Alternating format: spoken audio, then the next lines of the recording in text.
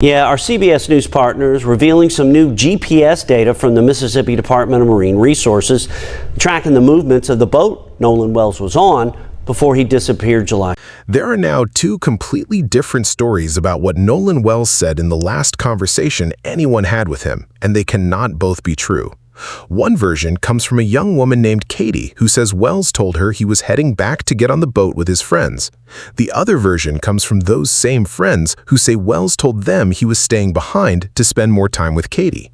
Somebody's account of Nolan Wells' final words is wrong, and that single contradiction is now sitting at the center of a case that's been referred to a grand jury.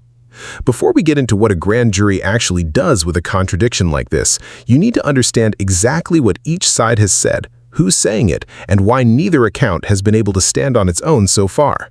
That's where we're starting today. This is our fourth video covering this case, and if you're just finding this channel, I genuinely recommend going back and watching the first three before or after this one. They cover the recovered distress call and what that audio actually proves, the questions around Nolan's phone and the allegation that content may have been deleted from it, and the disputed video with the voice Crump's team says belongs to Nolan. I'll link all three in the description and pin them in the comments. Today's video builds directly on all of that, so if any of what I just said sounds unfamiliar, those earlier breakdowns will fill in the gaps. Katie's identity became public after Cajun Navy Incident Commander Josh Gill said in a video statement that Wells had been with a young woman on the island before he disappeared. That single detail, that Wells wasn't alone in his final known hours, immediately became one of the most scrutinized facts in the entire case because it meant there was a specific named person who had spoken with him after his friends say they lost track of him. Katie's mother, Gracie McCormick, confirmed on Facebook that her daughter had in fact been with Wells that day. McCormick also said Katie has been in contact with the Wells family since Nolan's disappearance became public, which matters because it establishes that this isn't a second-hand rumor. Katie has been in direct communication with the people who have the most at stake in getting her account right. At the same time, McCormick has been careful to draw a boundary around what her daughter actually knows, and that boundary is worth sitting with before anyone jumps to conclusions. She said plainly that Katie has no insight into what happened to Wells after the two of them parted ways. That's an important distinction, legally and practically. Katie is not presenting herself as a witness to Nolan's disappearance. She's only accounting for one specific thing, what Wells told her he intended to do in the conversation they had before he was last seen. Anyone treating Katie as someone who might know what physically happened to Wells is going beyond what she or her mother have actually claimed. Within that narrow scope, though, her account is specific and significant. According to attorney Ben Crump, Katie told the family that Wells said he was going back to get on the boat with, in Crump's own phrasing, the boys. That's not a vague impression or a second-hand summary. It's a direct, first-person account of what Wells told her in his own words shortly before he vanished. If that account holds up, it means Wells' own stated intention, as of that conversation, was to leave the island with his friends, not to stay behind. And that creates an immediate, obvious problem. If Wells intended to leave with the group, something has to explain why the boat ultimately left without him. It's also worth noting what Katie's account does not resolve. It tells us what Wells said he planned to do. It doesn't tell us why that plan didn't happen, whether he changed his mind, got delayed, was prevented from reaching the boat in time, or something else entirely. A stated intention isn't the same as a completed action, and in any investigation, the gap between what someone says they're going to do and what actually happens next is exactly the kind of gap investigators have to fill in with other evidence. Right now, nobody has fully filled in that gap, which is precisely why the competing account from Wells's friends carries so much weight. Set against Katie's account is a version that says essentially the opposite. According to Crump, Wells's friends have told the family that Wells said he was going to stay behind and spend time with Katie rather than get back on the boat with the group. This isn't a single vague claim. Multiple friends have independently offered versions consistent with this account. One of them, Traceston Shepard, told Good Morning America that Wells wanted to stay behind because he'd met a girl he liked, adding that it seemed like Wells genuinely liked her. That's a specific human explanation, not just he stayed, but a stated reason why, rooted in an observation about how Wells was acting that day. Separately, Wells's best friend, Javon Williams, gave the Biloxi Sun-Herald his own account of that afternoon. Williams said he last saw Wells after 4 p.m., that Wells was hanging out with a girl and other friends at that point, and, notably, that both he and Wells had left their phones on the boat that day. That last detail matters beyond just the timeline because it offers an alternative, mundane explanation for why Wells was separated from his phone. If Williams's account is accurate, leaving phones on the boat wasn't unusual or suspicious behavior specific to Wells. It was just something more than one of them did that day for ordinary reasons having nothing to do with anyone's disappearance. So here's the actual shape of the contradiction stated as plainly as possible. Katie says Wells told her his plan was to leave with the group. The friends say Wells told her his plan was to stay with Katie. Both of these can't be accurate descriptions of the exact same moment in time unless Wells changed his mind at some point between the two conversations, which is entirely possible. People change plans constantly, but which nobody involved has actually claimed happened. Nobody on either side has said he told me one thing, then later told someone else something different because his plans changed. The two accounts are simply presented as competing static versions of what he intended, with no bridge between them. Crump has pointed to this exact gap publicly, saying the two accounts simply don't line up with each other. Wells's parents have said essentially the same thing in their own words, that it's unclear who's telling the full and accurate story, and that they've heard two mutually exclusive accounts of their son's final hours, with no clear way yet to determine which is accurate. It would be easy to write this off as the kind of fog that surrounds any chaotic group outing. People remember conversations differently. Timelines get fuzzy, especially after a tragedy makes everyone replay the day looking for missed warning signs. But there's a reason this particular contradiction has become central to the investigation rather than a footnote, and it comes down to basic witness credibility analysis, which is something investigators and eventually a grand jury will have to apply directly to this case. When two sets of witnesses give directly conflicting accounts of the same conversation and neither account can be independently verified, the question stops being what happened and it becomes who is more credible and why. That determination isn't made in a vacuum. Investigators look at things like, does a witness have a motive to shade their account in a particular direction? Is a witness's story internally consistent or does it shift over time? Does any part of a witness's account line up with physical evidence that doesn't depend on anyone's memory? In this case, Wells's friends have an obvious incentive to describe an account where Wells voluntarily chose to stay behind, because that version doesn't require any explanation of what they might have done differently. Katie, by contrast, has comparatively little at stake in how this contradiction resolves. She's not one of the people who left the island without Wells, and her mother has been fairly conservative in her public statements, mostly confirming facts rather than pushing an interpretation. None of that means Katie's account is automatically more trustworthy. Credibility isn't determined by who has less motive to lie, it's determined by the totality of evidence. But it does explain why investigators can't simply average the two accounts together or treat this as an unresolvable he said, she said. If this case moves toward any kind of charge, a defense attorney and a prosecutor would each build their arguments differently depending on which account they can support with independent evidence. That's exactly why physical, time-stamped evidence, the kind that doesn't depend on anyone's memory of a 5-minute conversation on a crowded beach, has become so important to this case. And that's exactly what the GPS data is now being examined to help close this gap. Before we get to the GPS analysis specifically, it's worth remembering there's already one piece of hard, time-stamped evidence in this case: the recorded distress call NBC News obtained through a records request. On that recording, the operator of the boat carrying some of Wells's friends can be heard telling a dispatcher, "We're sinking. Can you all please come?" after the boat's bilge pump failed while leaving Horn Island. That call was made to a private towing company, not to 911, and it was made around 4 p.m., which lines up closely with the time frame Javon Williams gave for when he last saw Wells, hanging out with Katie and other friends. That overlap matters because it means the boat's mechanical problem, the reason the friends give for why they had to leave when they did, is independently confirmed by a time-stamped recording, not just by their own recollection. That's a meaningful point in favor of at least part of the friend's account. The boat really was in trouble around that time, and that part is not in dispute. What the audio does not do is confirm anything about Wells specifically, where he was standing, what he'd said to whom, or why he wasn't on the boat when it left. It confirms the boat's mechanical problem happened and roughly when. It says nothing about the Katie contradiction one way or the other. This is a good example of the broader pattern running through this entire case. The physical evidence recovered so far tends to confirm the parts of the story that were never really in dispute, while leaving the actual point of disagreement, what Wells said, what he intended, and why he wasn't with the group, completely untouched. That's exactly the gap that GPS data is now being examined to help close, and it's worth understanding what that kind of evidence can and can't actually do before we get into it. It's worth briefly separating out the phone issue from the Katie contradiction because the two get conflated online, but are legally distinct problems. Wells's phone was recovered by his family, not directly by police, and his mother has said that after going through his Snapchat and other accounts, she found no saved photos or videos from the day of the trip, which she and Wells's father have called suspicious since Wells regularly documented social gatherings.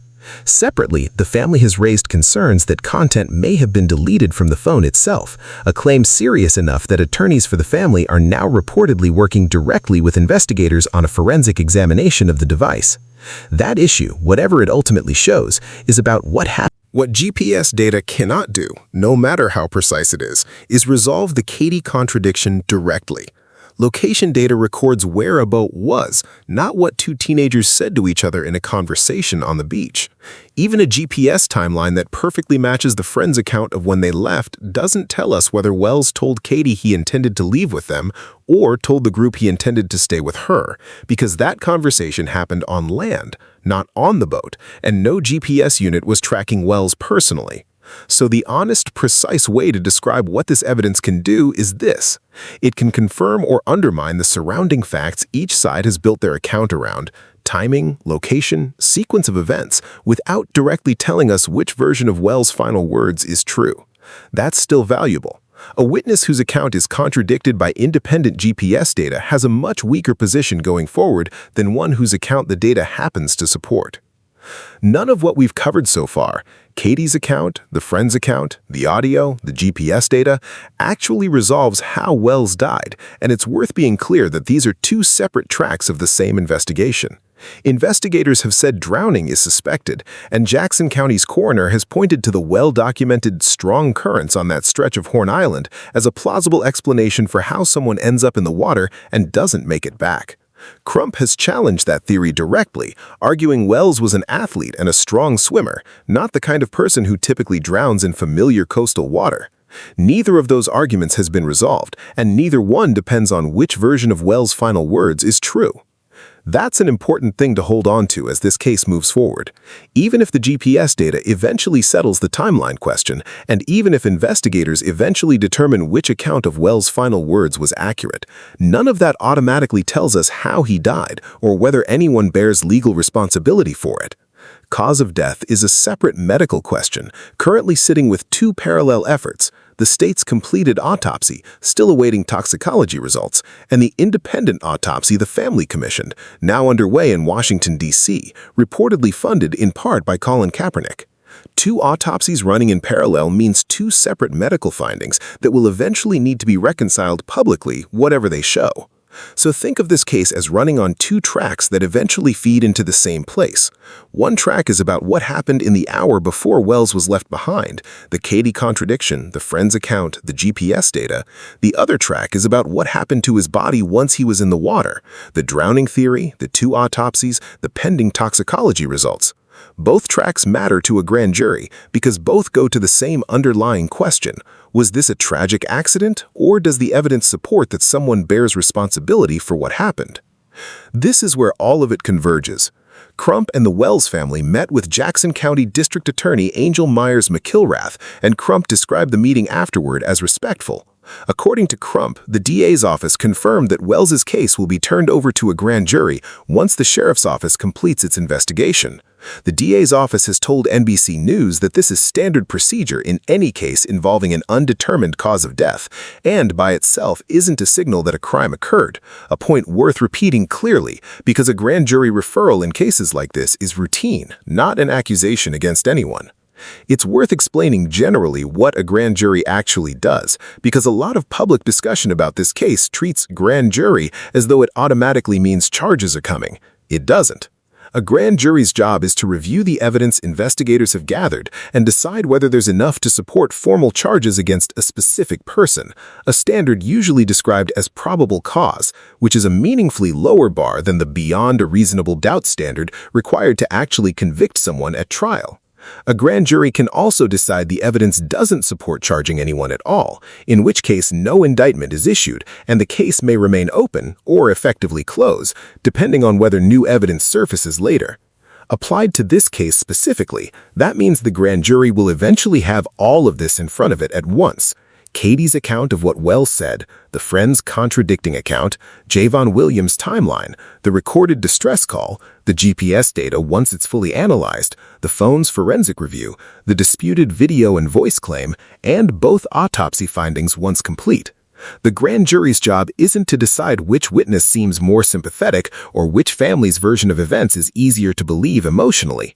It's to look at whether, taken together, that evidence supports probable cause that a specific person committed a specific crime. Contradictions like the Katie versus Friends account don't get ignored in that process. They get weighed directly, often becoming exactly the kind of thing prosecutors and grand jurors spend the most time on, because resolving which account is more credible can be the difference between an indictment and no charges at all.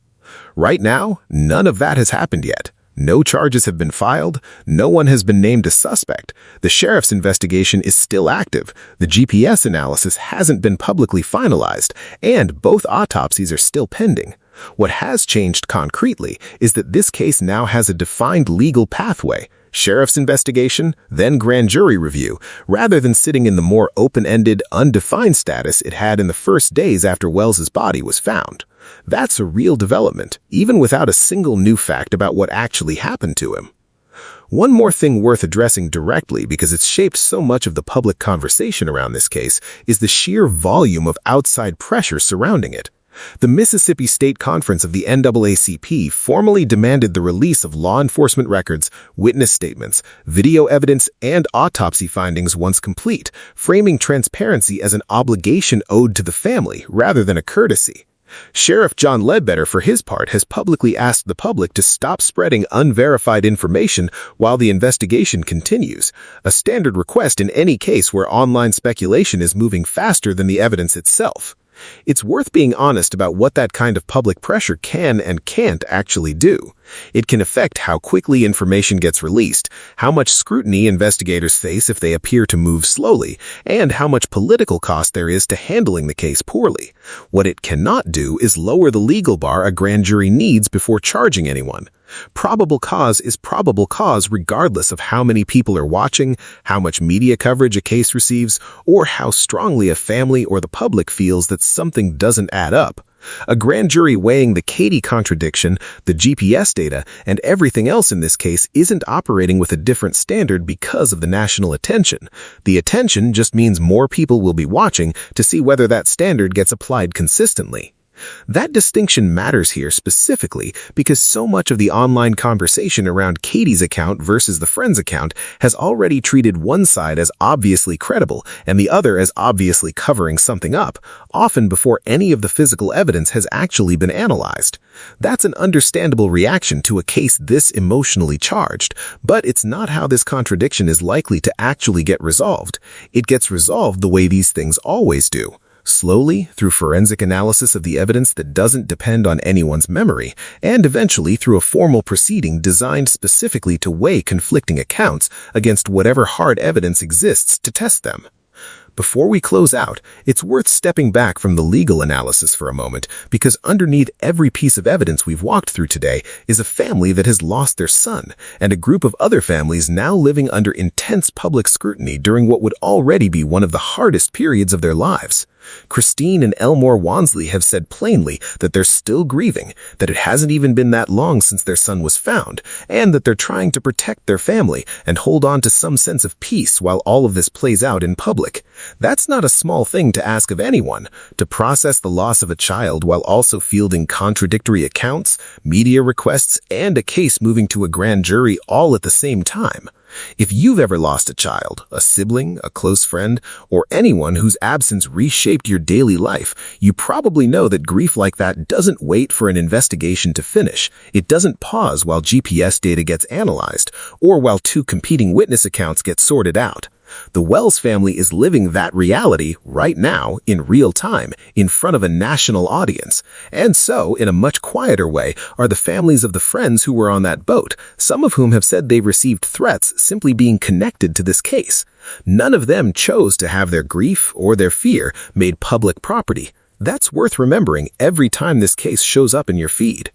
It's also worth remembering that this isn't a rare story, even if the national attention on it is unusual.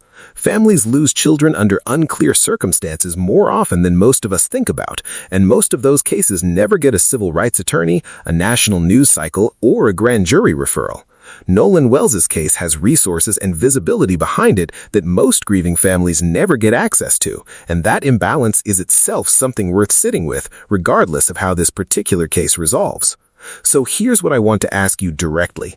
Looking at everything we've covered today, the sheriff's early no-foul play comment, the pace of the toxicology results, how the friends' accounts were gathered, how Katie and her mother have been treated publicly, and the request for unedited video, is there a specific point where you think this could have been handled differently?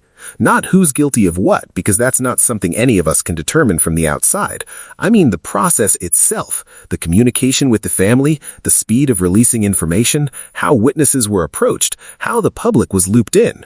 Drop your thoughts in the comments. Tell me which specific moment in this timeline you'd have handled differently, and how you think cases like this, a young person's death, a grieving family, conflicting witness accounts, and this much public attention should actually be managed by investigators going forward. I read these, and some of the best perspective on cases like this doesn't come from legal analysts. It comes from people who've lived through losing someone under circumstances that were never fully explained. That's the legal state of play as of today. The moment the GPS analysis is finalized, the phone's forensic review comes back, or the grand jury process formally begins, this case moves again, and we'll be back with exactly what it means. Subscribe so you don't miss it.